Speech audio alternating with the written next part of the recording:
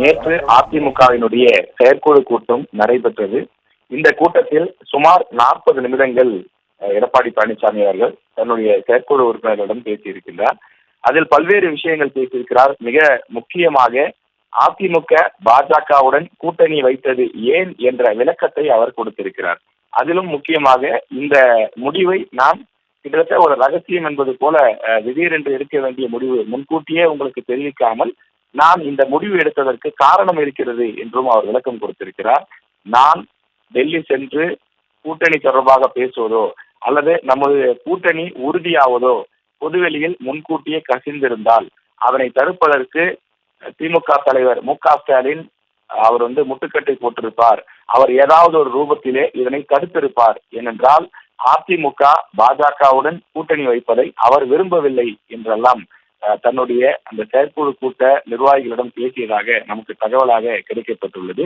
இந்த கூட்டணி விவகாரம் முன்கூட்டியே தெரியக்கூடாது, எந்த விதத்திலும் அது ரகசியம் கசிந்துவிடக் கூடாது என்பதற்காகத்தான் இருவர் மூவருக்கு மட்டுமே தெரிந்திருந்தது, மற்ற யாருக்கும் நான் முன்கூட்டியே தெரியப்படுத்தவில்லை என்ற ஒரு சமாதானத்தையும் ஒரு விளக்கத்தையும் அவர் கொடுத்ததாக தெரிய வருகின்றது. அவருடைய பேச்சினுடைய சாராம்சம் என்னவென்றால், இந்த பாஜக அதிமுக கூட்டணி அமைவது முன்கூட்டியே நாங்கள் வெளிப்படையாக அனௌன்ஸ் செய்வதற்கு அறிவிப்பதற்கு முன்னதாக தெரிந்தால் அதனை கெடுப்பதற்காக பலர் காத்திருந்தார்கள் என்பதுதான் அவருடைய பேச்சின் சாராம்சமாக இருந்ததாக குறிப்பிடுகிறார்கள். எனவே அந்த காரணத்தினால்தான் முன்கூட்டியே யாருக்கும் தெரியப்படுத்தாமல் தான் சென்று பாஜகவுடன் கூட்டணி வைக்க வேண்டிய நிலை ஏற்பட்டது. தற்போது நம்முடைய பாஜக அதிமுக கூட்டணி வலுவாக இருக்கிறது. நம்முடைய கூட்டணியை பார்த்து எதிர்க்கட்சிகள் மிகவும் பயந்து போயிருக்கிறார்கள் என்றெல்லாம் உற்சாகமாக பேசியதாகவும் தகவல் கிடைக்கின்றது. குறிப்பாக திமுகவினுடைய அமைச்சர்கள், மாவட்ட செயலாளர்கள் முதல் 2 ஆண்டுகளில் கம்பீரமாக மகிழ்ச்சியாக இருந்து வந்தார்கள். தற்போது அவர்கள் முகத்தில் மகிழ்ச்சியை பார்க்க முடியவில்லை. காரணம், தேர்தல் நெருங்குகிறது, அதிமுக கூட்டணி வெற்றி பெறும் என்ற நம்பிக்கை அவர்களுக்கே வந்துவிட்டது என்ற ரீதியில் உற்சாகமாக பேசியதாகவும் சொல்கிறார்கள். அதே போல கடந்த முறை பொறுத்தவரையிலே ஒவ்வொரு பூத்திலும் குறைந்தது 30 வாக்குகள் நீங்கள் கூடுதலாக பெற்றிருந்தால் இன்றைக்கு அதிமுக தான் ஆட்சியிலே இருந்திருக்கும்.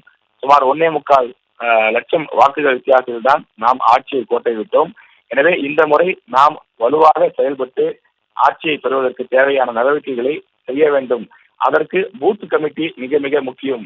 பூத் கமிட்டியை சரியாக அமைக்காத மாவட்ட செயலாளர்கள், ஒன்றிய பொறுப்பாளர்கள் யாராக இருந்தாலும் நிச்சயம் கட்சி ரீதியாக கடுமையான நடவடிக்கை இருக்கும்.